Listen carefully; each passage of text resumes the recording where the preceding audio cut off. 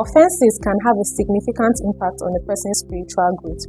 You cannot pray them away or cast offenses out. You can just prepare ahead of time for them because they will surely come.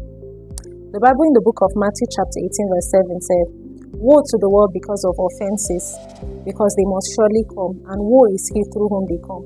So as long as we live on the earth and interact with people, we would either be offended or we may offend other people. There are certain ways offenses can impact a person's life, especially a believer.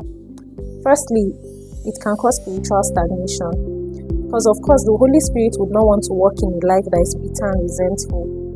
Ephesians chapter 4 verse 30 to 32 admonishes us not to grieve the Holy Spirit by being kind to each other, keeping all bitterness and malice away from us, and also forgiving one another as Christ forgave us. So if Christ could make room for our offenses and still makes room for our offenses on a daily basis, we should also learn to make room for other people's offenses. Another way it can impact a believer's life is that it clouds your judgment.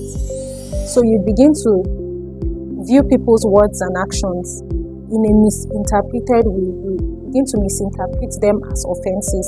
Meanwhile, you're supposed to listen with empathy, listen to others with understanding to know their perspective and where they are coming from, the intent for why they are doing what they do or say what they do. Another way it can impact a person's life is it hinders your prayers. 1 Peter chapter 3 verse 7 speaks to husbands to dwell with their wives in understanding as the weaker vessels, so that their prayers will not be hindered. So it doesn't also only speak to the husbands alone, but for the spouses in general. If you're not dwelling together in peace, you can hardly pray and then God will listen to your prayers. That's why Psalm 66 verse 18 said, "If I had cherished iniquity in my heart, the Lord would not have heard me."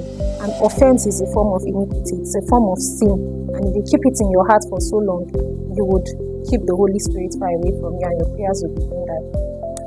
Also, Matthew chapter 5 verse 23 to 24 encourages us to always reconcile with our brothers. When we go to offer a thing and we remember that our brother has something against us, we are supposed to go reconcile with him before you come in to offer your prayers. So whatsoever it is, to not hinder your prayer, you have to keep offenses away from you. So lastly, offenses can discredit God's ministry in your life. God may be doing a good work in your life, but if you allow offenses come in the way, the ministry is going to be blamed. The Bible in the book of 2 Corinthians chapter 6 verse 3 says, "Give no offense in anything, so that the ministry of God may not be blamed." Other versions will say, "The ministry of God will not be discredited." So it points a finger at the ministry of God in your life. And also, if you're the one offending some other person and you realize that you have offended somebody, no matter the amount of tongues you speak, it will not replace the sorry or apology you need to give to others in English.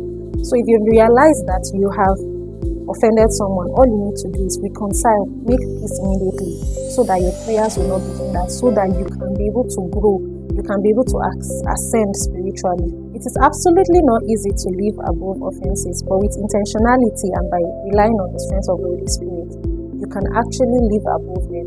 When you overcome offenses, you truly begin to rise in your walk with God. And the farther offenses are away from you, the closer the Holy Spirit is to you. Thank you for listening.